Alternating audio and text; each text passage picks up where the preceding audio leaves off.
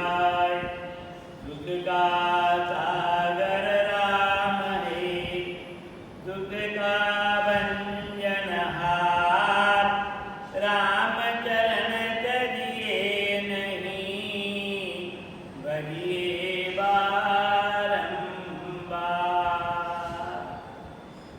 गुरुर्ब्रह्मा गुरुर्विष्णु गुरुर्देवो महेश्वर, गुरुर्साक्षात् परब्रह्म, तस्मै श्री गुरुवे नमः।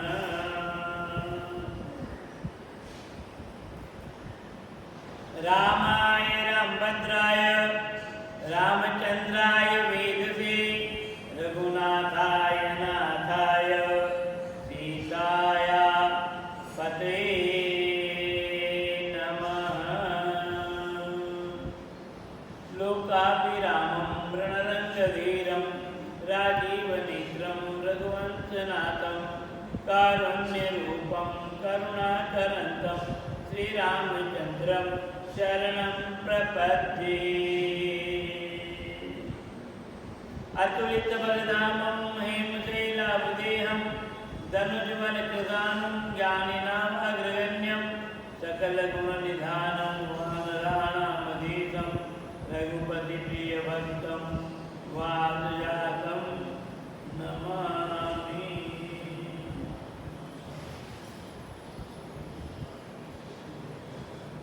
नारायणं नमस्कृत्यं नरं चैव नरोत्तमं, देवीं सरस्वतीं व्यासं ततो जयमुदीरयेत्।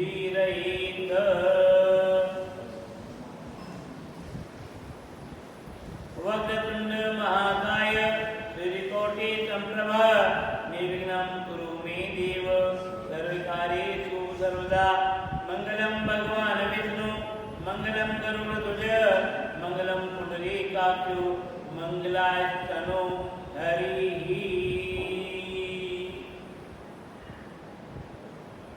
मुखं करोति वाचालं पंगुं लंघितं गिरिं, यत्कृपातमहं वन्दे परमानन्द माधवम्। वसुदेवसुतं देवं कंसचाणूरमर्दनं, देवकी परमानन्दं कृष्णं वन्दे जगद्गुरुं। वन्दे विभूतिकरानवनीतदाभात्, पीताम्बराधरबिम्बफलाधरोष्ठात्, पूर्णेन सुन्दरमुखादरविन्द्रनेत्रात्, कृष्णात् परं किमपि तत्त्वमहं न जाने। ब्रह्मांडाधिनायक पार ब्रह्म परमात्मा के पवित्र चरणों में श्रद्धा भक्ति प्रीति पूर्वक बारंबार कोटिशः प्रणाम निवेदन करता हूँ। ज्ञान प्रदाता सद्गुरुदेव भगवान के श्री चरणों में बारंबार प्रणाम। भूत भविष्य वर्तमान तीनों ही युगों के जितने भी महापुरुष हुए हैं, उन समस्त महापुरुषों के श्री चरणों में भी प्रणाम निवेदन करने के साथ ही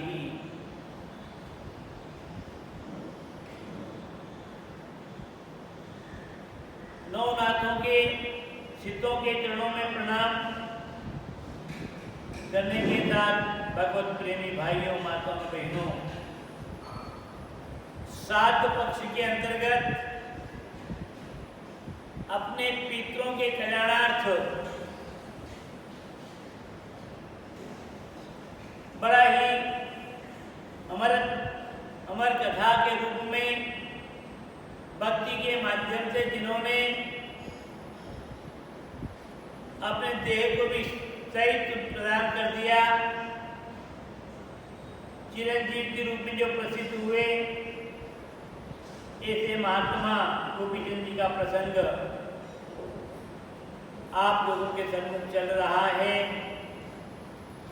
कल का प्रसंग था गोरखनाथ जी महाराज अपने गुरु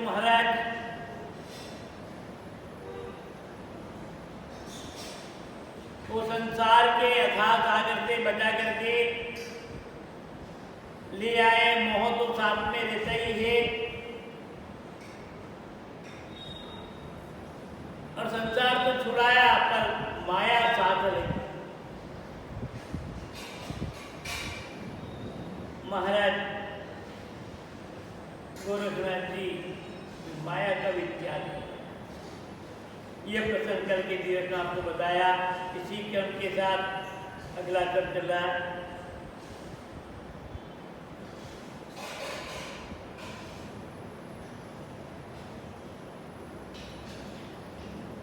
मचंदर धीरज संताजी मिटावन उठ चले रे मचंदर जोगी देख दूरा का डंग झूली को समाली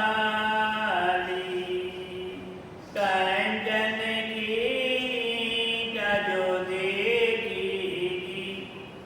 दारी कोप मेरे कंचन दुखदाई महादुखदाई जान जोग बिन साई कंचन तो कंठ कटावे शील मिटा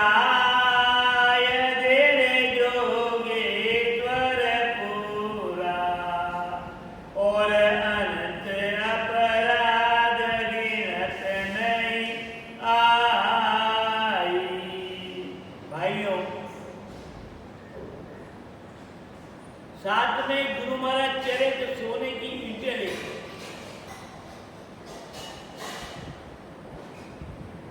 और शारीरिक क्रम से निवृत्ति दीर्घ शंका के लिए लघु शंका के लिए गए तो झोली पकड़ा दी। झोली में वजन देखा गोरखनाथ जी ने, कहा रहे ये कहाँ की बीमारी। और उस देखा खोल करके तो सोने की ईंटें। ये तो बहुत दुखदायी है। लोगों की दृष्टि में स्वर्ण सुखदायी हो सकता है पर महात्मा और संतों के चरणों के दृष्टि में सोना दुख का रूप है, विषाद का रूप है, क्लेश का रूप है, मन मुटाव का रूप है, वेर और विरोध का रूप है। जहाँ स्वार्थ आया नहीं, सोना आया नहीं कि स्वार्थ आया नहीं, उन्होंने कहा इसको फेंक देना चाहिए। गुरु महाराज तो दीर्घ संख्या के लिए गए और झोली जो थी ना उठा करके उसमें से ईंटें निकाल करके कुएं में। मन ने कहा कंचन तो गला कटा देता, हत्या करवा देता, संयम नियम मर्यादा भंग करवा देता है। नहीं, ऐसी चीज अपने पास में नहीं। अनंत प्रकार के अपराध ये सोना करवा गिनती इसकी आय गिनती। और जैसे गुरु महाराज क्रम से निवृत्त होकर के आए और उन्होंने कहा कि लाओ मेरा झोला, तो झोला तो खाली, कुछ भी नहीं उसमें।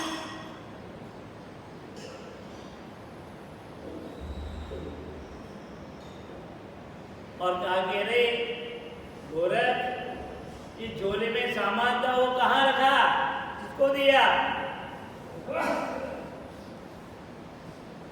महाराज ने कहा गोरख जी ने,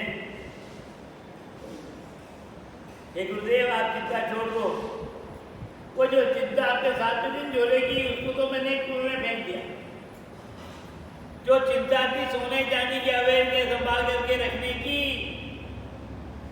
आप आराम से लघु शंका उतारने के लिए भी नहीं जा सके कि यो मेरे को दिया कि कोई ले जाएगा। अरे ले जा तो ले जाए, पर जहाँ शरीर का काम भी करने के लिए सोने के डर के मारे उसको संभालना पड़ा, आराम से शारीरिक क्रम से निवृत्त नहीं हो सके, ऐसी बीमारी रखने से क्या फायदा।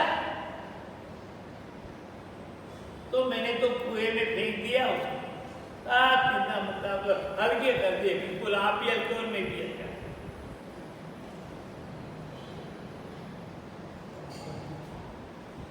अच्छा, सोने की ईंटें कुएं में दी, अब मैं भी गिरता हूँ उसमें और निकालता हूँ। महाराज आप ये क्या कर रहे हो? मैंने तो बीमारी काटने का प्रयास किया और आप भी हुई, छोड़ो। मचंदर से तो बोलिया चुप में गिरू रे मेरे बालक जोगी, इटलिया बिना संग चलन का नाई, गोरख एक गिरवर देखो जी, दार मारी मूत्र गिरे कंचन कर डारो, बांधो मचंदर नाथ ताके मन चाई। गोरखनाथ जी ने कहा, चेला शिष्य क्या किया तेने? मैं तो कुएं में गिर करके उतर कर लेके आऊंगा। तो गुरु महाराज छोड़ो इन बातों को, आपको कितना सोना चाहिए, कैसा सोना चाहिए? सामने पहाड़ देखो आप, उस पहाड़ की तरफ निगाह कर देने का ही क्या, पत्थर का। अब देख लो, अब देखना। और गोरखनाथ जी ने वहां पेशाब करना था, और पेशाब के छींटे जहां जहां गिरे, दूर गिरे, वो सब सोने ही सोना, वो सब सोने ही सोना। उठा गुरु महाराज, ये तो इतना गंदी वस्तु है पुत्र के समान, मुझे कोई हाथ नहीं लगाता है, छूता नहीं है, और आप लेके चल रहे हो। ले लो, कितना सारा चाहिए आपको, तो ना। तो देखो,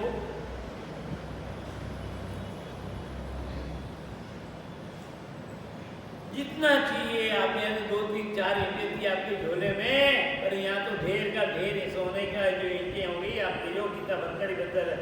मेरा चेला तू तो साचो जोगी रे, पूरो जोगी चित हो गयो रे, सुन गोरख जोगी, मेरा झूल्या छे भाग कमी कुछ ना।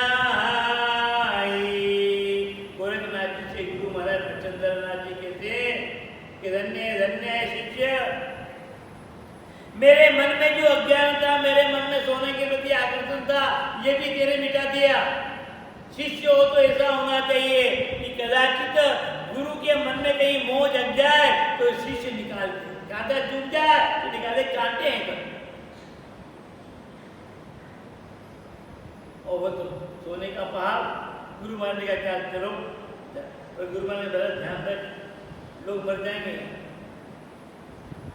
इस पहाड़ को देकर के, सोने को देकर के आपस में कट मरेंगे। मैं लूं करते हुए इसको वापस पूर्ववत बनाओ। गोरख यहाँ मन मरेगा, अरे कंचन कारण रे मेरा पूरा रे जोगी, कर पीछा पासा अण चलो मेरा भाई। तो यहाँ जाने के पहले इसको वापस पहाड़ को तू मिट्टी का कर दे, पत्थर का कर दे, वरना लोग बढ़ जाएंगे सोने की। आज तक इतना विवाद, इतना झगड़ा है, सब सोने जाने का ही तो चल रहा है, संपत्ति का तो चल रहा है। इसलिए वापस पूर्ववत बनाते, वरना बेमौत मारे जाएंगे। गोरख ने आज्ञा मानी, पत्थर कर दिया रे चमकीला हो जोगी, अजऊ चांदी के दमन मोल से आई,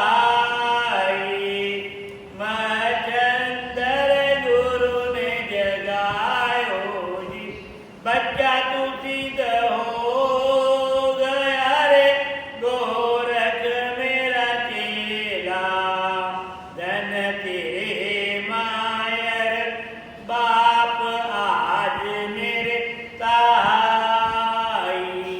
आज बहुत बहुत धन्यवाद देते हैं और कहते हैं कि तेने आज मेरे को भी जगा दिया। मैं तेरा गुरु हूँ, पर तेने ही मेरी आंखें खोल दी, मोह से मैंने निवृत्त कर दिया और तू आज पक्का सिद्ध हो गया और कहीं तेरे जीवन में अज्ञान नहीं, अहंकार नहीं है और तेरे जन्म देने वाले माता पिता को भी धन्य है कि तू जैसा शिष्य हुआ और फिर मेरे पास आकर मेरी शिक्षा ग्रहण। समरथ गुरु चरण तुम्हारी ताते सिद्ध वे गयो रे गुरु पीर हमारा चरणा का चेला गुलाम थारे शरणाई। गुरुदेव तो आपकी कृपा क्यों कि आप सक्षम समर्थ हैं। मैं कोई साधारण व्यक्ति का शिष्य नहीं बना, एक सामान्य भिखारी साधु का शिष्य नहीं बना, आप सक्षम समर्थ हैं। मैंने आपकी शरण पकड़ी और आपकी शरण में आने के कारण मैं भी सिद्ध हो गया, आप भी सिद्ध हैं और मैं भी सिद्ध हो गया और मैं आपकी चरणों का गुलाम हूँ, सेवक हूँ। आप जो आदेश दो उस आज्ञा का मैं पालन करने के लिए, आपसे बेमुख कभी हो नहीं सकता, आपसे उऋण कभी मैं हो नहीं सकता। कनी पावके जवदा तो चेला लेकर को पियो रे बंगा ले आयो बिना दे सुतने ले चरण में झुकायो। इधर तो गोपीचंद जी महाराज को मां जब अपने शिष्यों के साथ में कनी पाव जी 1400 चेले वो भी सिद्ध है, उनको लेकर के बंगाल में आए और बंगाल में अपनी सिद्धाई चमत्कार दिखा रहे थे और ला करके मां ने अपने बेटे को गोपीचंद को प्रणाम कराया। कनी पाव भयो के बीन धीरे तब जुगति बताई करो पुतला सात नाम दो आई। और महाराज साईं इसने बहुत बड़ी गलती की है। हे राजा, हे मेरा बेटा, तो इसने बहुत बड़ी गलती की। आप इसके शरण में आई हूँ, आप उपाय करें और जिसके उपाय से इसको नया जीवन मिल जाए। संपूर्ण इतिहास क्या किया, गुरु जी को इसने कुएं में डाल दिया, ऊपर से लीद डाल दी और दो जोगी आपस में लड़े, लीद पर लीद बढ़ती। अब इसका जो है जैसे लीद से बाहर आएंगे और बाहर आते ही जालंधर मुनि कोप करेंगे और ये तो जो है बिल्कुल समाप्त हो जरा मूर्त समाप्त। गोपी चंद्र कोप होगा, कोप का प्रभाव ये पड़ेगा कि वो समाप्त हो जाए। आप कृपा करें, इसको नया जीवन दें, आप सिद्ध हैं।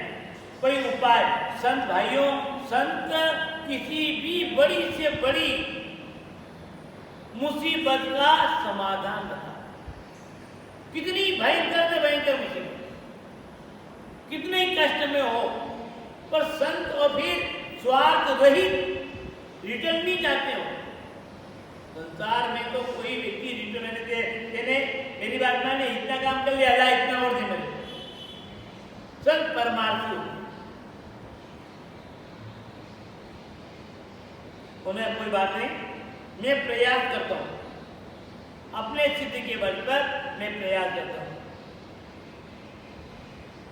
और वे प्रसन्न हो गए और उन्होंने कहा कि तुम ऐसा करो कि गोपीचंद के 7 पुतले बनाओ, ऐसा ऐसा शरीर ऊंचे इनके बंधु इस प्रकार के मूर्ति बना दो 7। और जैसे ही गोपीचंद जी महाराज, जैसे ही वो जालंधर जी ये बाहर आए और उस समय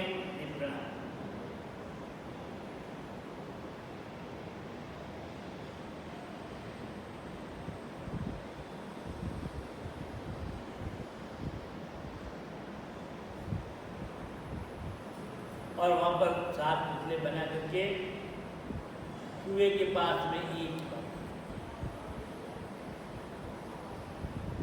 और फिर वो लाद जो डाल रखी थी उसको निकालने का क्रम चालू किया। दिन भर निकालते हैं, पर रात को होती है काम बंद और रात को वापस, दिन को खोदा है उसको और रात को वापस लबाना। जिस प्रकार से पानी का जो है में भरा हुआ पानी तोड़ दिया जाए और रात भर वापस आ जाता है, उसी प्रकार यहाँ तो जितनी लाद निकालते हैं उतनी वैसी की वैसी वापस आ जाती है, कोई कमी ही नहीं। क्यों? यही तो है ना सिद्धों का आपस का लक्ष्य।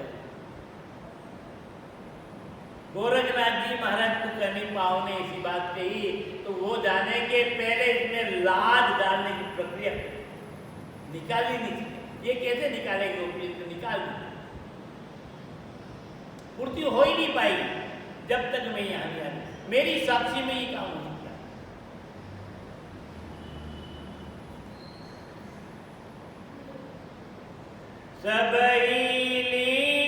सबई मिलली दबुहारी नारी दूर जाय केरे नगरी अरुचेला, तुझे दिन भरपूर कांड भरवाई।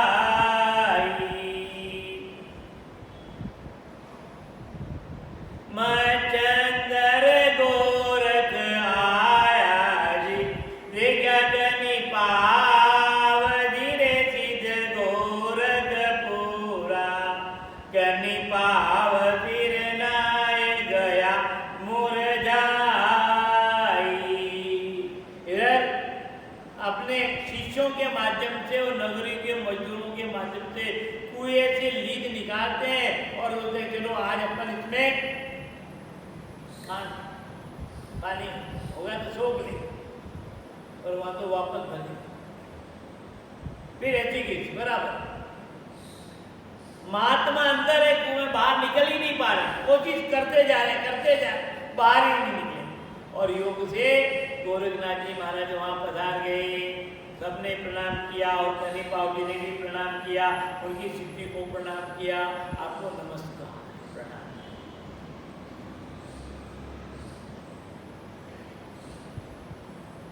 और अपने आप को देखिए, एक तो प्रसन्नता से किसी को प्रणाम करना और एक डर करके प्रणाम, ये कहां से बीतना? प्रणाम तो करना ही पड़ेगा, पर वो नहीं चाहते ही आना चाहिए। मैं अपनी स्थिति दिखाना चाहता हूँ, मैं गोपियन को अपने वश में करना चाहता हूँ, ये कैसे आ? मैं इसको नया जीवन देना चाहता हूँ, ये कैसे आ? पर पहला प्रयोग ही निष्फल हो रहा है। कुएं में से महात्मा निकल ही नहीं पा रहे हैं। तुम जो भी प्रयोग करते हो, निकालने का प्रयास करते हो, वापस पूर्ति हो रही। आप गोरखनाथ जी महाराज के चरणों में गिरे, प्रणाम किया। गोरख तब पवन बुलाई, लिद उड़ाय धीरे पूरा रे जिद जोगी, जगत वे मुरझाय दर अंदर जोगी। मचंदर गोरख रम गया जी, वन गंड जान गुरे जिद साजर जोगी, कृपा पास कनिपा गया है भाई। और गोरखनाथ जी ने मर्म को समझ लिया, गुरु महाराज गिरुभाई को बाहर निकालना है और ये लीद तो बढ़ती जा रही है, तो उन्होंने पवन के माध्यम से लीद को उड़ा दिया बाहर। ऐसे जोरदार हवा चली, जितनी भी लीद थी सब बाहर निकल गई दूर। और अंदर जालंधर जी महाराज के दर्शन हुए, वह समाधिस्थ अवस्था में थे, पर चेहरा उनका मुरझाया। किसी का भी कोई व्यक्ति अपमान करता है ना, तिरस्कार करता है ना, चाहे कोई भी हो, तो उसके मन में उदासीनता आना स्वाभाविक। मैंने इसका क्या बिगाड़ा? मैंने जो कुछ भी नहीं कहा, मैं तो इनका बड़ा मान सम्मान करता हूँ, आदर करता हूँ, फिर उन्होंने मेरा अपमान क्यों किया? तो ये स्वाभाविक है, प्रकृति है मानव जाति की। और गुरु महाराज को बाहर निकालने का प्रयास, पर किनारे पर गोपी जी को खड़ा कर दिया, उस पुतले को, और छाया दिखाई दी। मच्छिंद्र नाथ ने उस छाया, मनुष्य की छाया को दिखा कुएं में, किसकी छाया है, कौन झांक रहा मेरी तरफ, कौन देख रहा मेरी तरफ। छाया को देख के क्रोध किया। पर यहाँ तो गोरखनाथ जी महाराज चले गए, मच्छिंद्र नाथ जी भी चले गए, और ये तो केवल कनी पाव जी महाराज और कोई। और वहां पर गोपी जी पुतला है, और उस पुतले को छाया देख करके नीचे अंदर का, अच्छा कोई मेरे को देख रहा है कि मैं नींद में पड़ा हुआ हूं, बस हो जा, ताकि कोई कहे नहीं, कोई देखे नहीं, कोई कहे नहीं ये निकले। एक बार का भस्म वो पुतले की पुतला तो बिल्कुल धड़ाम से राख ही रहा। कहता ही बदम जो वे गए हो जी, तुझी छाया पीर पड़ी रे जो गे द्वार पूरा, पड़ी छाया फिर आप बदम होई जाई, ऐसे ही साथ जो जाल्या जी कोप कर जाल अंदर जो गिरे पूरा, फिर आठवीं बेर छाया दर्शाई। उस प्रकार एक के बाद एक को किया, और 7 पुतलों को बंद कर। पहला क्रोध, दूसरा क्रोध, धीरे धीरे धीरे धीरे क्रोध भाइयों, एक चीज की सीमा, क्रोध कभी 24 घंटे नहीं रहे, मन की स्थिरता 24 घंटे बनी रहे। किसी भी प्रकार का आवेश आपके मन में आए तो वो 24 घंटा नहीं रहता, थोड़ी समय के बाद में आवेश ठंडा, जोश आ जाएगा, क्रोध आ जाएगा, मोद आ जाएगा, पर वो लंबे समय नहीं, लंबे समय तो शांत चित्त, इसको प्रसन्नता, इसको आनंद कहते हैं, जो खुशियाली कहते हैं। और अपन यदि अपने जीवन का हिसाब देखें ना, तो हमारे जीवन के हिसाब में, उम्र में, आयु में और समय में दुख बहुत कम, दुख बहुत, सुख ही सुख। आप जिंदगी में कितनी बार हुए बताओ, कितने दुख आए आपको? महीने 2 महीने के, उसके बाद बीमार है तो कितने दिन रहे, कष्ट में आके कितने दिन, मान लो आपको निराहार भूखे रहना पड़ा तो कितने दिन रहना पड़ा, बाकी तो रोज होने वाला। तो जीवन की इस लंबी आयु में हमारे को कष्ट बहुत कम हुए हैं, बाकी तो सुख ही सुख रहा, आनंद ही आनंद रही, मस्ती मस्ती रही, पर वह व्यक्ति उस दुख से घबराए। और फिर काल ही, कर्म ही, ईश्वर ही मिथ्या दोष लगा, समय को, भाग्य को, कर्म को, काल को और भगवान को दोष लगा दो। अच्छा भगवान ने ऐसा किया, भगवान ने अच्छा घर चल रहा था और भगवान की कोप दृष्टि तो बुझो, अरे भगवान ने क्या किया, किसको दोष लगा रहे आप? आपके अच्छे दिन थे तब तो भगवान को याद ही नहीं किया, फुर्सत ही नहीं दी आपको। कबीर कहता है ना कि दुख में सुमिरन सब करे और सुख में करे न कोई, और जो सुख में सुमिरन करे तो दुख काहे को। अरे संतों की बात पर तो हम गौर ही नहीं करते, टाइम नहीं, टाइम नहीं, टाइम नहीं। टाइम कब मिलेगा ये बता, कभी निकाला? जिंदगी सारी गई, फुर्सत न मिली काम से, और कुछ समय ऐसा निकालो, प्रेम कर लो राम। पूरी जिंदगी हाय हाय हाय करते रहे, कमाई कमाई करते रहे, हाय थोड़ा थोड़ा थोड़ा करते जिंदगी पूरी हो गई। अरे जो सुख जाता है उसकी तरफ तो गए, ध्यान ही नहीं दिया, उसका चिंतन ही नहीं किया। कोई महात्मा कोई संत आपको प्रेरणा देते तो उनकी बात तो सुनते ही नहीं, आप हमारी नहीं जाते। एक केवल अपने आप को ठगने के लिए और सामने वाले को मूर्ख बनाने के लिए अपने वहां चले जाते, अपने आप को ठगने के लिए और सामने वाले को मूर्ख बनाने। बदलाव नहीं है। तो इस प्रकार से 7 बार श्राप दिया और 7 बार पुतला दिया, 8वीं बार दिया है।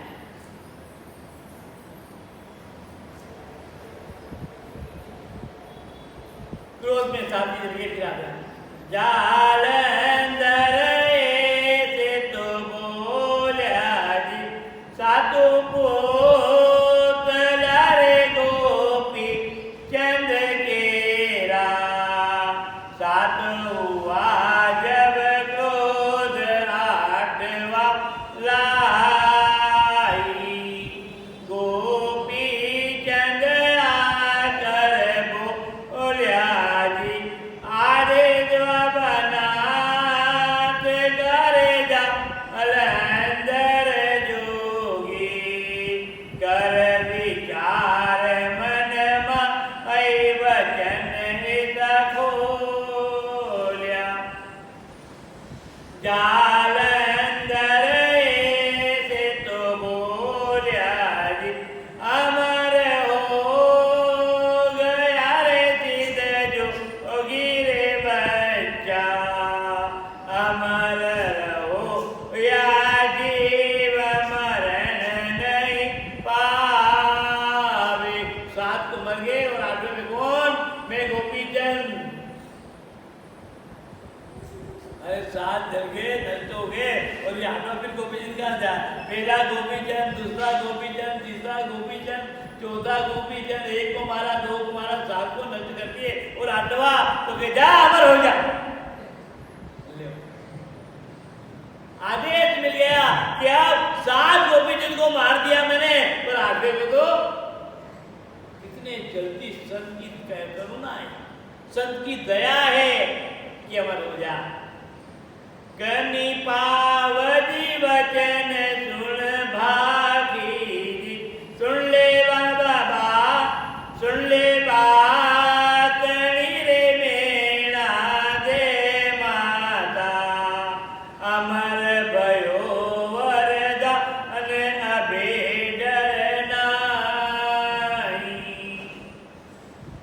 मेरा वती करे 2 कर जोड़िया जी, जोगी डिग आए गली रे में दे माता, करती वचन ऊंचा अरनेन जड़ लाई, जालंधर अगणित अवगुण जी, मेरा सुत ने किया रे जो गेश्वर पूरा, कीजिए क्षमा महाराज लाज शरनाई।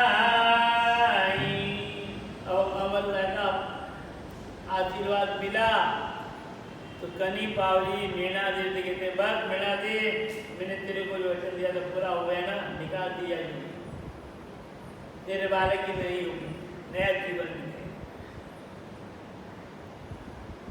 और ये अपने गुरु महाराज से अपने पुत्र के अपराध की क्षमा मांगती है और विनती की महाराज बहुत बड़ी गलती है हमारी, आप दयालु हैं, कृपालु, कीजिए क्षमा महाराज लाज, मैं आपकी शरण में आई हूँ, आप कृपा करो।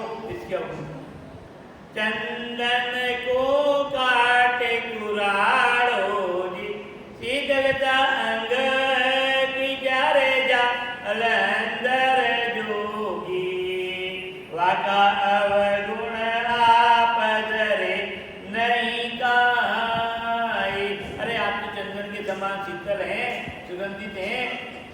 अरे कुलाड़ा चंदन की लकड़ी चंदन को ही काट देता, जला मूर्त नष्ट कर देता, इतना कठोर है, पर चंदन इतनी दया करता है कि उस कुलाड़े को जो सूंघे तो उसमें सुगंध आ जाए। काट के नष्ट कर दिया। महाराज पुत्र ने आपके साथ में बहुत ज्यादती की, बहुत अन्याय किया, पर आप तो संत हैं, चंदन के समान है, और आज आप जहां श्राप दे रहे थे और श्राप की जगह आपने आशीर्वाद दिया। आप इस धरती की तरफ क्षमाशील हैं, दयालु हैं, हम आप कृपा करें। धरती पे मोते तू के बेटा कर तेरे दर तो कभी गा अरे पण पृथ्वी कभी तो कदरे नहीं ताई। पृथ्वी पर ही लोग मल मूत्र विसर्जन करते हैं, गंदगी करते हैं, पर आज तक इस पृथ्वी ने हर व्यक्ति को उठा करके रखा। कभी ऐसा नहीं कहा कि इसने मेरे ऊपर थूक दिया, मेरे ऊपर पेशाब कर दिया, मेरे ऊपर टट्टी कर दी, गंदगी कर दी, कुछ नहीं कहा है, आज भी उठा। उसी प्रकार आप क्षमाशील है महात्मा जी, गुरुदेव आप दयालु हैं, कृपालु है, आप हमारे पर कृपा करें।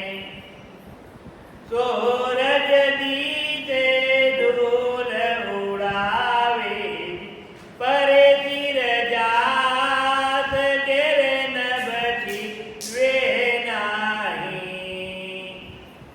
सदा रहे अविकार जगत के माई। उधर लोग सूरज पर धूल फेंकते, पर सूरज पर धूल फेंकने से कुछ नहीं होता, वो उसी के सिर पर गिरती है, वो तो हर समय अविकारी होता, कभी नहीं सोचा कि ये मेरे ऊपर धूल फेंक रहा, वो तो प्रकाश देना है। उसी प्रकार संत किसी के भी अवगुण को नहीं दिखते हैं। प्रभु मेरे अवगुण चित्त न धरो, समदर्शी हे नाम तिहारो, चाहे तो पार करो। प्रभु मेरे अवगुण चित्त न। भक्त हृदय कहते हैं कि परमात्मा आप मेरे पर कृपा करें, मेहरबानी करें, मेरे दुर्गुण को नहीं देखिए, मेरी कमियों को नहीं, आपकी उदारता, आपकी महानता। और आप उसी प्रकार से और भारी कितने पहाड़ के समान आप भारी हैं, सुमेर के समान आपका मूल्य नहीं किया जा सकता, वजन नहीं किया जा सकता है, और आपकी महिमा इस संसार में है। मेरे पुत्र रूपी जिनकी जो भी गलती है वो आप क्षमा करें। जालंधर कृपा करके बार आ गया रे जालंधर पूरा, कनी पाव सिर न आए कनी पाव सिर न आए चरण पड़ो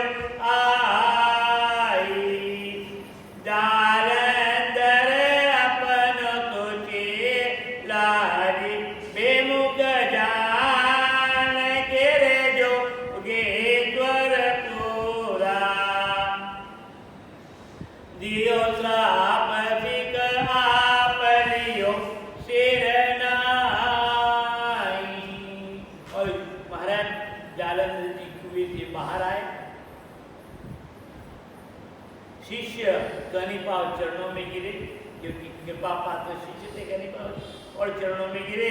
पर गुरु बेमुख है तू, बिना गुरु की आज्ञा के तेने सिद्धियां दिखाने का प्रयास किया। अरे कोई भी काम करने के पहले अपने घर वालों से पूछो ना, परिवार वालों से पूछो। तू अपनी सिद्धियों को बता रहा है और सिद्धियों की आड़ में एक दूसरे को कुछ भी कह रहा है। तेरे सिद्धियां तो दिखाई है कि गोपी जी को बचा दिया, पर तू गुरु बेमुख है, गुरु आज्ञा में नहीं है। गोपी जी को तो जीवन दान मिल गया, ये विषय अलग रहा, पर उसका प्रायश्चित तेरे को भुगतना पड़ेगा। भाई वो गलती कौन करे और सजा किसको मिले? गलती कौन करे? गुरु से बेमुख कभी जीवन में होना मत। एक गुरु बेमुख, कोई भी कार्य अच्छा बुरा कार्य हो तो गुरु के चरणों में जाकर के निवेदन कर, अच्छा कार्य कर दिया तो करने के पहले आज्ञा लो, गुरुदेव आपकी आज्ञा हो तो ये काम करूं कि मैं हूं सब कुछ, ऐसा मान करके त्याग वैराग मत को पूरो त्याग विराग मत को पूरो, इंद्रिय जीत काज दृढ़ सुरो, एके लक्ष्य, इतने तो गुण है। पर गुरु बेमुख, एके लक्ष्य और गुरु से द्रोही। द्रोही का मतलब लड़ाई झगड़ा थोड़ी करना का, विवाद थोड़ी करने का, गुरु की आज्ञा में नहीं लेना, गुरु को से कोई आदेश नहीं लेना, गुरु जहाँ जो कहे वो नहीं करना, मनमुखी बन जाना, एके लक्ष्य गुरु से द्रोही तो वाको दर्श करो। रामचंद्र जी महाराज ने कहा कि वो बड़े कितने ही सिद्ध पुरुष हो, कितने चमत्कार दिखा रहा हो, पर वो अपने गुरु से बेमुख है, तो ऐसे सिद्ध का तो मुख भी मत देखना, उसके चमत्कार के और उसके जो है उससे के चक्कर में मत आना, वरना आपका जो है पुण्य क्षीण हो जाएगा। एक वाको दर्श करो मत कोई, वाके दर्श बुद्धि सब नासे और ज्ञानहीन अज्ञान सदा। ऐसा जो गुरु बेमुख हो उससे आपका हेत है, मिलन जुलन है, उसके दर्शन कर रहे हैं, उनकी महिमाओं से प्रभावित है, उनके चमत्कारों से प्रभावित है, तो भी उसके दर्शन करोगे तो आपकी बुद्धि नष्ट हो जाएगी, आपका ज्ञान समाप्त हो जाए, ज्ञान ही न ज्ञान बना। और आपके मन में भी क्या आएगा, आपके मन में भी वो ज्ञान समाप्त हो जाएगा, बुद्धि भ्रष्ट हो जाएगी और आप भी गुरु अवहेलना करने लग जाओगे। ज्ञान ही न ज्ञान लगाते, वासम गुरु की अवज्ञा आवे और भक्तिहीन होई नरका है। आप भी अवज्ञा करने लगते हो, अरे दूर नहीं जाना, अबे तो गुरु से बेमुख, ज्ञानहीन अज्ञान बताते, ज्ञान समाप्त हो जाएगा, ज्ञान आएगा और फिर गुरु से बेमुख होने के परिणाम आपकी जो भक्ति है, साधना है, जो पुण्य है, सत्कर्म है, वो भी नष्ट हो जाएगा और नरक में जाना। फिर आपने इतनी बड़ी लंबी चौड़ी यात्रा की, इतने नियम संयम, इतने व्रत उपवास किए, इतना अनुष्ठान किया और ये सब कुछ करने के बाद में भी क्या हुआ? नहीं करने तो चल वैसे जा रहे थे बंदा रखे, इतना करने के बाद भी वो सांप कीड़ी वाली बात आ गई, फिर नरक। वाचन गुरु की अवज्ञा आवे, भक्तिहीन होई नरका जावे। इसलिए कहा कि गुरु भक्ता गुरु सिर पर रखे, गुरु भक्ता गुरु सिर पर रखे, गुरु को शब्द कबू नहीं नाचे।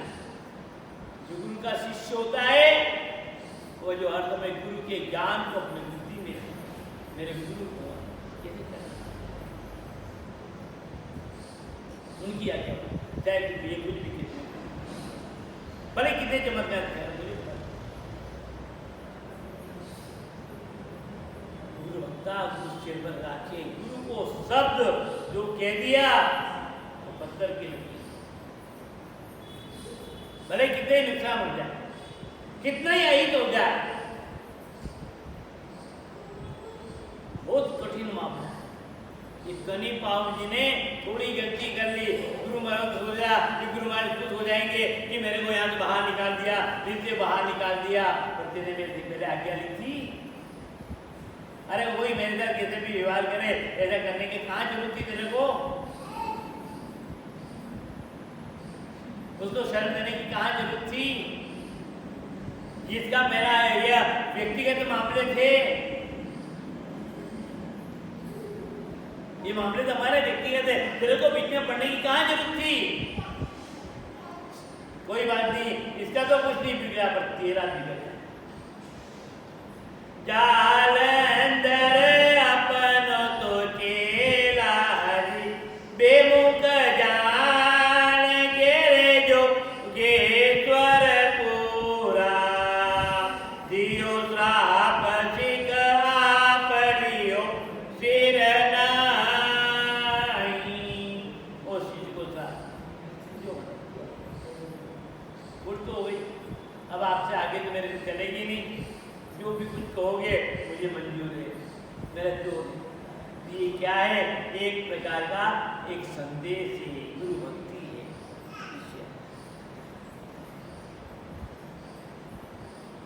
सब कुल में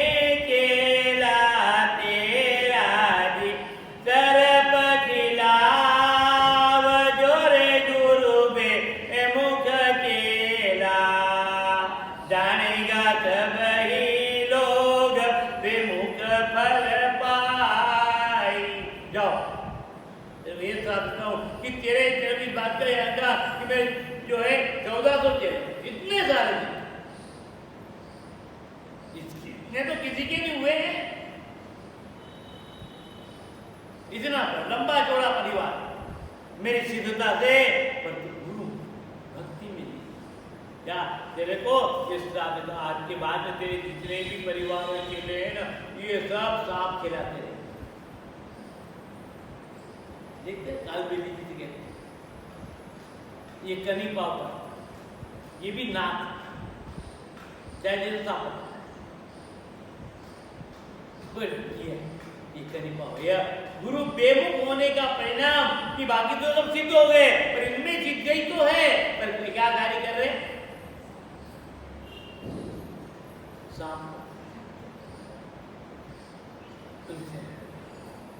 और तू और तेरा चेला और तेरे जितने भी शिष्य प्रशिष्य में वो सब यही काम करते रहेंगे। ये सिद्धि की अब सिद्धि तो है, फिर आपकी क्या दे रहे? तेरे को मान सम्मान नहीं मिलेगा, इज्जत नहीं मिलेंगे, भिक्षा के रूप में भिखारी के रूप में देखेंगे, याचक घर घर याचक में आकर सकता रहेगा, घर घर जो है सांप पकड़ करके जो है पैसा मांगता रहेगा। और आज भी यही हो रहा है। नाग पंचमी आए, पंचमी आए, आप बड़े बड़े तीर्थ में चले जाओ, वहाँ बैठे रहते तो मेरे काम पैसा ना। ये गुरु बेमुख का तो हमें अपने जीवन में हम इतने आगे भी नहीं बढ़े तो पीढ़ियों पीछे दौड़े। हमारे जो भी साधारण गुरु के जैसे भी गुरु है जिसको अपन ने गुरु मान लिया, उनकी आज्ञा मेरे उन्होंने जो नियम दिलाया उनका नियम, उनसे कोई तर्क नहीं करे, उनसे कोई बहस नहीं करे। मंत्र मूलम गुरु वाक्य, पूजा मूलम गुरु वाक्य। और मोक्ष गुरु महाराज की कृपा मिल जाए तो समझ में सेवा मिल जाए तो धन्य है। गुरु महाराज की सेवा में आदेश दिया, उनके सामने उस आदेश के सामने मेरा तन मन धन और प्राण करूं नव छावर सारा, राम संत गुरुदेव बिना नहीं और आधार, राम चरण कर जोड़ की वंदे वारसा। ये था तब कहीं जाकर इतनी बड़ी संप्रदाय बनी, इतने बड़े बड़े आश्रम बने। ऐसे ऐसे हमारे पुराने लोग अपना तन भी दिया, मन भी दिया, धन भी दिया, और समय आने पर खड़े भी हुए, प्राण भी देने की बात के लिए भी खड़े। हम आपके धर्म के साथ परिवार आज तो ये स्थिति की क्या कहें, नामधारी दामधारी, या तो दाम ये नाम, किसी के नाम चल रहा है तो तुम, और हम भी वहां जानते हैं, हम भी उनको जानते हैं, वो भी हमारे गुरु महाराज है, कैसा हम जानते हैं ताकि हमारे को लोग मान सम्मान देते हैं। एक गोपी जी का प्रसंग अपने जीवन में बहुत क्रांति लाया।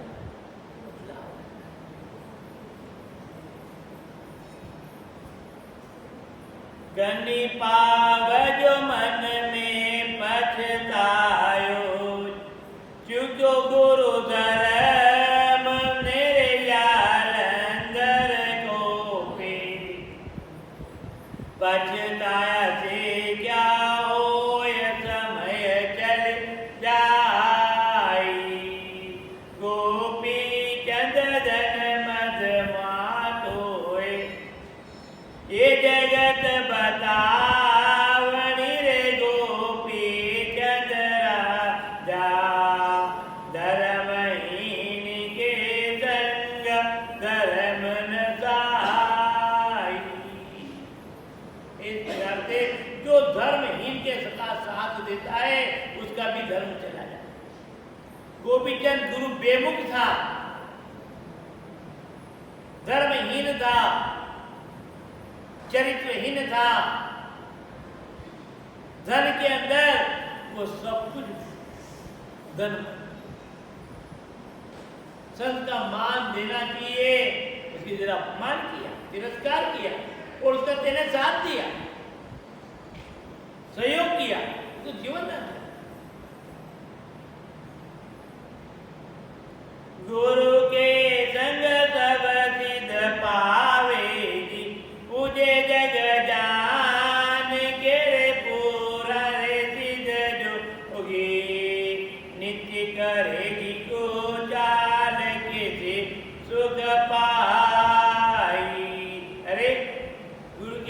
में जो संग में रहते हैं, आज्ञा में रहते हैं, तो वह सदा ही सभी प्रकार की सिद्धियां उसको प्राप्त हो और पूरा संसार उनको मान सम्मान देता है।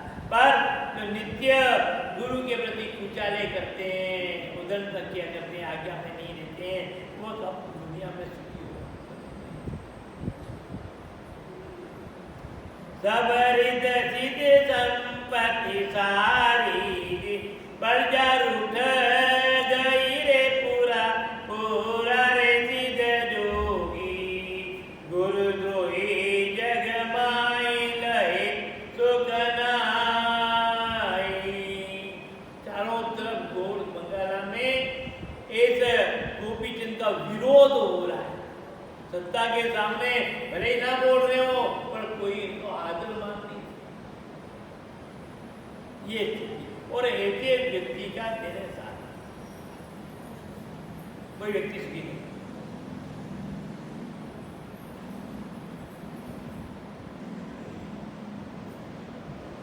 गोपी चंद मद में तो मातो जी रच रहे हो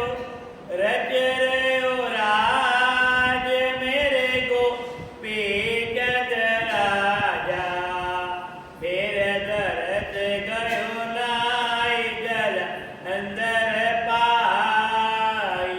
फिर अब तो अमर का भी बदल गया, फिर क्या नहीं मिलता। बस उसी दिन दो दे लीजिए, जाओ अमर बन गया, जाने के काम ही। फिर गुरु के दर्शन करने की जरूरत है, संत के पास जाएंगे, संत का सम्मान करने की जरूरत है। व्यक्ति यहाँ पर भयंकर भूल कर एक बार अपने पद मुसीबत हटा और वापस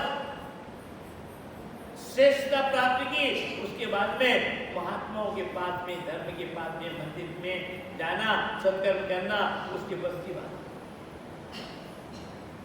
वो अपने मौज मस्ती में, आनंद में, उसी में ही बर्बाद, टाइम ही नहीं, काम धंधे में। गोपी चंद रंग रंगीलो रे आरंभ अकी किया रे छत्र दारी हो राजा गीत नृत्य वाजन बजे एक दाई कब तो मल्लरे खेती कब मिडल रे गो पे जग राजा जीव अनेक आके करे नित जाई। और राज मद में, सत्ता मद में, शक्ति के मद में इसने ये जीवदिन भूल गया कि मुझे मेरी तो मृत्यु निश्चित थी, ये तो किसी संत की कृपा से जीवन दान मिल गया और राज्य मिला है। अब मैं संतों की शरण में रहूं, वरना कभी भी जा सकता, कुछ भी हो सकता है, पर नहीं, वापस पूर्ववत बुद्धि सुधरी नहीं। सबसे बड़ा कठिन मामला है मुसीबत में तो वह दीन भी नहीं प्रार्थना। ऐसा मांगर बहुत मेरा जैसा वो कोई नहीं खास, अभी नहीं ऐसा करे, आंखों में आंसू ऐसे भाई पूछो ही मत, संत दयालु दया कर ले, क्षमता बहुत।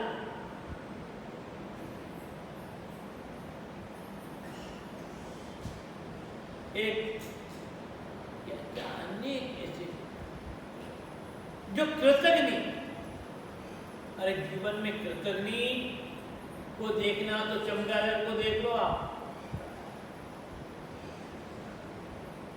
कृतज्ञ की स्थिति क्या है तो चमगादड़ को देखो, जिंदगी भर तक औंधे रहते हैं, जिंदगी भर तक उड़ते हैं और सत्य को भी स्वीकार नहीं कर पाते हैं। अर्थात सारी दुनिया जहां पर सूर्य के दर्शन करती है, सूर्य का प्रकाश मिलता है, पर वहां ये सूर्य को मारने के लिए भी तैयार है। बोलो, इतने कृतज्ञ है।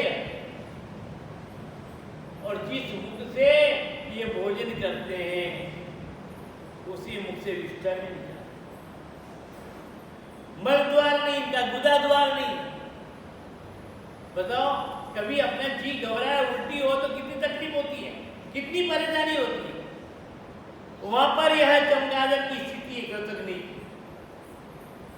इसलिए हमारे यहाँ 84 लाख योनियों में ये भी एक, और एक साथ हमें ऐसे ऐसे कुयोग योनि से बचा। गलती हो गई तो क्षमा प्रार्थी, परमात्मा के चरणों में जाकर के, महात्मा के चरणों में जाकर के, माता पिता के चरणों में जाकर के, जिस किसी की गलती हुई है उसके चरणों में जाकर के क्षमा कर भैया मेरे से गलती हो गई, मैं क्यों मांगू गलती, क्षमा, क्या बिगाड़ा मैंने, क्योंकि छोटा हूँ क्या, तैयार है परिणाम तेरे साथ में भी।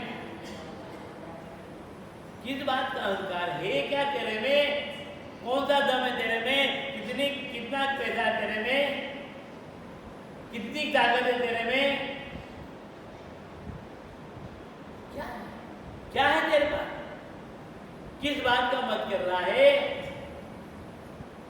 अरे परमात्मा की कृपा से जो है उसको पात्र बनो, कुपात्र बनो। गोपीचंद भूल गए और वापस उसी में रात रंग में कहीं तो बकरे लड़वा रहे हैं, पेड़े लड़वा रहे हैं, ये मनोरंजन कर रहे हैं, ये शिकार खेलने जा रहे हैं, ये नृत्य गान हो रहा है आदि आदि।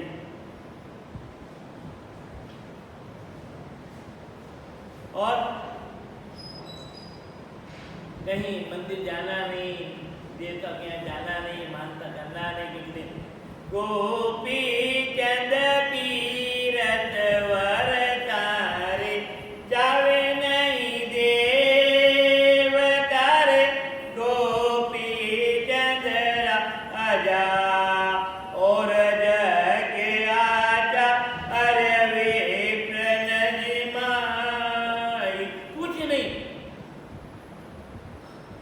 न तो कोई देवी को माने, न देवता को माने, न यज्ञ कराए, न दान करे, न ब्राह्मणों का पूजन करे, न साधु को सम्मान दे और न बड़ों का सम्मान।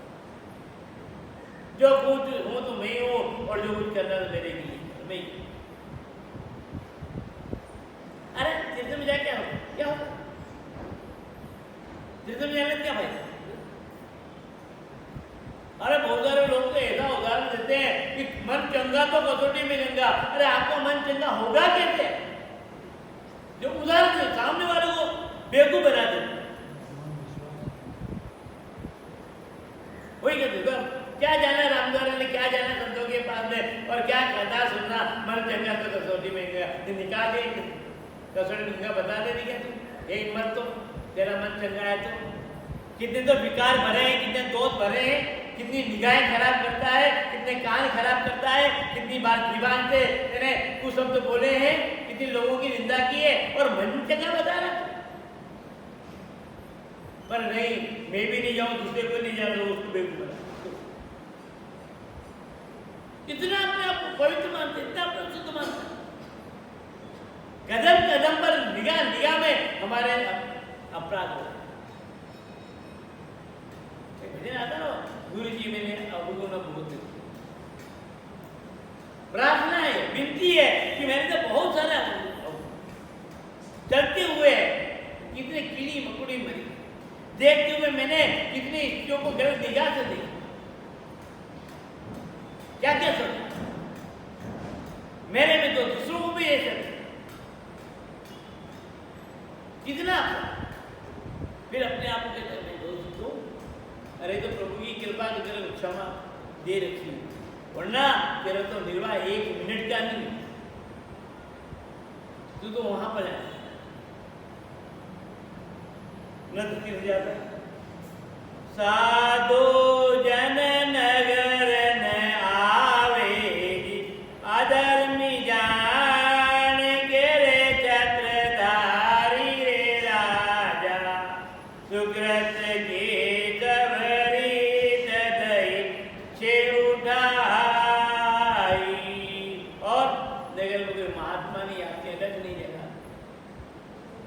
निरंजन नहीं बोलते, भगवान का नाम नहीं बोलते, नारायण नारायण तो आते ही नहीं, आने ही नहीं, कोई जरूरत। चलो,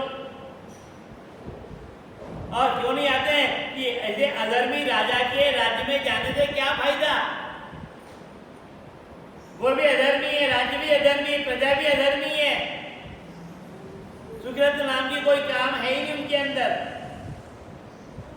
और जितने भी इसके पिताजी के अच्छे कर्म थे वो सब जो मर्यादा नहीं सब समाप्त हो गई। परजा में मार मचाई जे गदनवान मेरे को पेजन राजा झूठा दूधन दे जुसा वेताई। और प्रजा को भी दुखी करना, लूटना लूटना, जिसके हाथ में जो पड़े किसी पर न्याय, और केवल इसकी चमचागिरी कुछ भी। कुलवंती कन्या देखी रूप उजागरी रे छत्रधारी हो राजा करे अनीत अनेक संकट चुनाई। अच्छे घर की लड़कियां, अच्छे कुल बच्चियां, निगाह गिरी और चलो ले आओ महलों। कौन कहने वाला? इतना अन्याय, इतना पापी दुराचार। अरे तू विचार कर, तेरी रक्षा हुई कैसे? किसके कारण होगी? तेरे पिताजी कैसे थे? तेरी माँ कैसी है? और तेरे राज्य के कारण से सब धर्म की मर्यादा बंद, सब आगे प्रार्थना भी करते हैं, प्रजा की शिकायत भी करते हैं, पर राजा भी यथा राजा तथा प्रजा। राजा ही अनीति वाला होगा तो प्रजा कब नीति पर चलेगी। और जिसके राज्य में प्रजा दुखी होगा, जाके राज प्रजा दुखारी ते द्रप अवस नरक अधिकारी। अरे जिस किसी के राज्य में प्रजा दुखी हो, जनता जनार्दन दुखी हो, परेशान हो, तो याद रखना वो वहां का राजा वो कभी भी सुखी रह नहीं सकता और उसको तो नरक में जाना ही पड़ेगा, उसको नरक में जाना पड़ेगा। एक व्यक्ति गलती करता भाइयों तो उसकी सजा उसी को मिलती है। एक गलती करता है तो परिवार को मिलती है, समाज को मिलती है, नगर को मिलती है, और एक गलती करता है तो पूरे राज्य और साम्राज्य को मिलती है। गलती एक नहीं, अनेक हुई।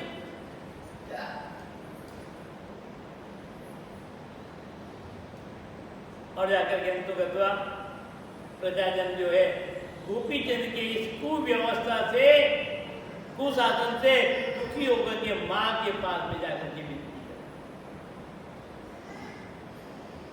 मेना दे पे दीन पुकारेगी राजा मां की ना सुने रे मेरा दे मैया आज करण अब और बता ओ माता तो मन में पछताई सोचे दिल आपने रे में ना दे मैया भयो अज्ञानी पुत्र अनिति उठाई अपने डिग पुत्र बुलाए के शिक्षा दे रही रे मेरा वती माता पुत्र चले कुल रीत बड़ा पण जाई। और जब प्रजा ने शिकायत की मेनावती से, तो मेनावती ने अपने पुत्र को बुलाया, हुए तेरी कितनी शिकायत है? हमारे यहाँ एक राजमाता हुई है होलकर स्टेट में एरिया, उनका एक ही पुत्र था और वह न्यायी, अत्याचारी, व्यभिचारी। और जैसे ही शिकायत माँ के पास गई कि आपका पुत्र ये जीवन में डर रहता है, एक ही पुत्र है, आप जो है इसको समझाएं, समझाने से नहीं माना तो ये वो माँ थी अहिल्या जिसके हाथ में भगवान शिव का शिवलिंग हर समय हाथ में बना है, ये वो माँ। राजमहल के सामने, राजवाड़ा इंदौर के सामने गड्ढे खुदवा करके बेटे को खड़ा करवा दिया और मिट्टी डलवा दी और उसके ऊपर घोड़े और हाथी दुड़वाए। ऐसा अन्याय प्रजा के साथ। अरे कल तू राजा बनेगा, महान बनेगा, प्रजा के दुख दर्द को नहीं जानता।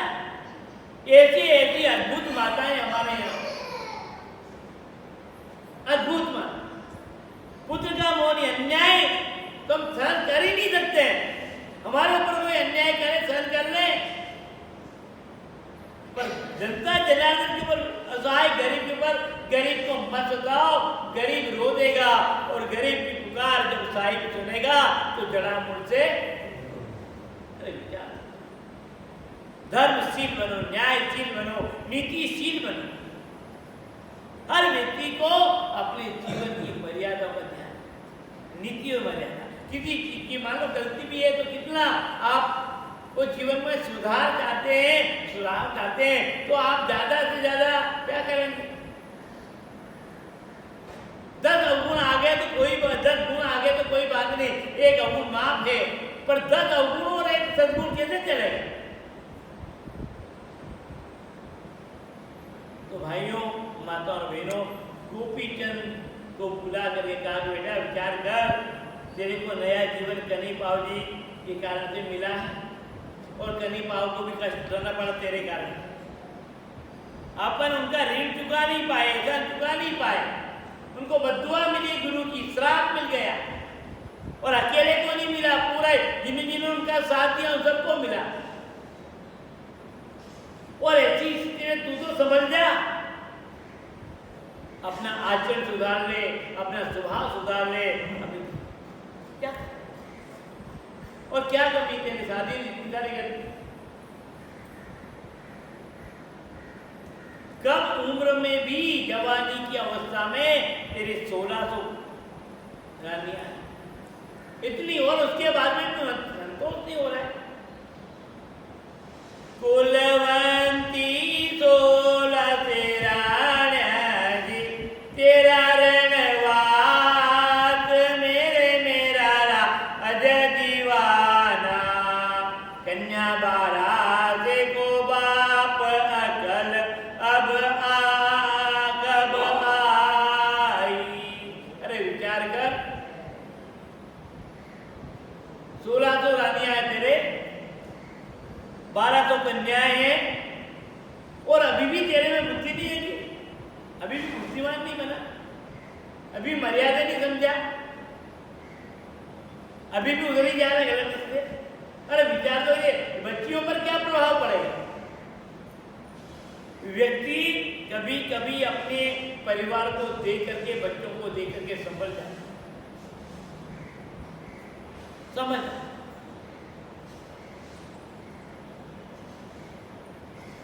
गोपी चंद धर्म बिहूणो रे, तन किस काम को रे मेरा पुत्र आना, राज तेज धन दान बड़ा पण चाई। अरे धर्महीन व्यक्ति क्या काम का, बड़प्पन क्या काम का उसका, शरीर किस काम का उसका, जो लोगों के काम में नहीं आए, इस शरीर के बाद लोगों को दुख दे, परेशान करे, वो शरीर भी क्या काम का। धन से लोगों का तो अपहरण करे, वो धन भी क्या काम का, परोपकार में नहीं आया, जिंदगी काम में नहीं आया। और ये तेरा राज तेज मेरा ये क्या काम का है? इतनी त्रास निकल रही, हाय निकल रही, जिंदगी पतन की ओर जा रही। तू विचार, संभल जा, समझ जा, अपने जीवन को सुधार ले और रास्ता बदल ले। एक दिन तू यह मत समझ कि मैं बिल्कुल अमर ही हो गया, एक बार मौत निकल गई लेकिन दोबारा नहीं आएगी क्या? एक बार मौत आ गई तो दोबारा नहीं आएगी, वो फिर आएगी। पर जो अभी की जीवन और मृत्यु के बीच में का समय तो सत्कर्म में लगा दे, पुण्य में लगा दे। कब किस समय क्या तो जो शेष है गया तो गया, पर जो है उसको तो अच्छे काम में लगा। गया तो गया, अब तो अच्छे काम में लगा। राजेश्वर अलख निरंजन रे बजले दीनानाथ निर्देशा पति राजा भजन किया तू मेरा लाल होए निजता। हे पुत्र, मैं तेरे को ज्यादा नहीं कहना चाहती हूँ, इतना ही समझाए कि तू अपना रास्ता बदल दे, प्रजा के साथ पुत्रवत व्यवहार कर, जो है जितना है उसी में संतोष कर, और धर्महीन व्यक्ति का कहीं अस्तित्व नहीं, कोई प्रभाव नहीं, कोई कीर्ति नहीं। धर्म की मर्यादा मानकर और अलग निरंजन को याद कर, परमात्मा को याद, भगवान को याद करोगे तुम्हारी बुद्धि निर्मल पवित्र, और भजन करने से तेरे जीवन का वास्तविक स्वरूप जो परमात्मा ने चेत समय दे दिए, जीवन दान मिल गया, पर इसका निस्तार कितने होगा? ऐसे ही करने थोड़ी होगा। माँ अपने पुत्र को ज्ञान तत्व देना चाहती, उपदेश देना, पर ये उपदेश एकदम माँ के अंदर ही अंदर पीड़ा है, दर्द है, और वो तो उसी में ही रहती है, बार बार समझाती है बात, पर कभी कभी किसी के आंखों के आंसू में कोई जागृत किया। एक बार गोपीचंद जी महाराज स्नान कर रहे थे, सेवा में होकर शरीर का मर्दन कर रहे थे, कंचन सी काया देखी, माँ की दृष्टि ऊपर नीचे जो स्नान, दृष्टि गिरी और उस कंचन सी काया को देख करके माँ के आंखों में से आंसू, ये अपने आचरण के कारण, जहां पर रावण जैसे व्यक्ति को 14 चौकड़ी का राज मिला था कि 14 बार सतयुग, त्रेता, द्वापर और कलयुग निकल जाएंगे, वहां तक तेरा राज्य रहेगा 14 बार, पर यहाँ तो एक बार भी राजा के रावण की मृत्यु कर। वरदान कितने का मिला? 14 चौकड़ी का, रात 14 बार चारों युग निकल जाए तब तक तो अमर रहेगा, तेरे को मारने वाला नहीं मिलेगा, तेरा राज्य नहीं जाएगा। पर यहाँ अधर्मी के कारण, गलत रास्ता के कारण एक ही चौकड़ी पूरी नहीं हो पाई, चेता में जन्म लिया और चेता में गेरामजी की हो गया, ये चौकड़ी भी पूरी नहीं हुई, सतयुग भी नहीं आया, द्वापर भी नहीं आया, त्रेता में जन्म हुआ, त्रेता में ही मर गए, तेरा तो वापस मर गया। यह है अधर्मी का।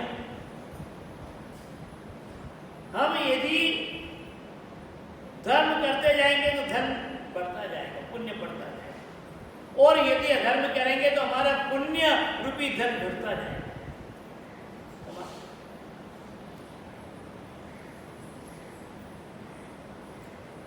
तो यहाँ रावण जैसे का भी हो गया, तेरा क्या है विचार कर, सोच। ये तो पूर्व का प्रसंग तेरे को बता दिया, जानता है कि ऐसी मुसीबत आई थी और तेरे काल तुझे, पर तू ये मत समझ के जो मैं अमर बन गया, एक दिन कायम तेरे पिताजी क्या, उनकी आंखों में आंसू आए, और वह आंसू गरम गरम आंसू गोपीचंद जी महाराज के शरीर पर गरम। पूछा क्या, आकाश में बादल नहीं है, कुछ नहीं है, पानी की चीजें और भी पानी के छींटे तो ठंडे होते हैं, तो गर्म। आदि अनेक प्रश्न है, इन सभी प्रश्न का उत्तर हम कल के सत्संग में आपको बताने का प्रयास करेंगे। थोड़ी देर आप हम नाम जप करें। राम राम राम राम राम राम राम राम राम राम राम राम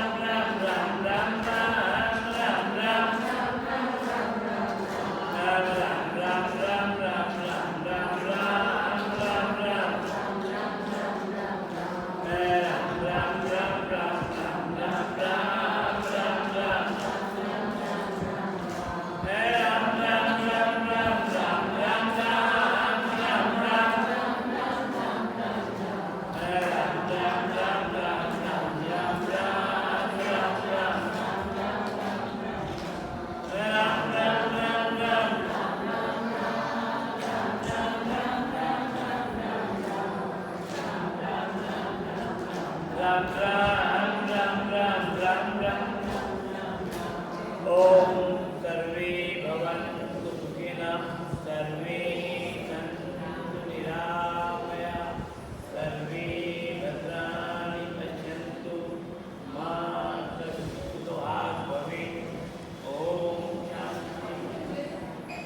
स्वामी जी श्री रामचरण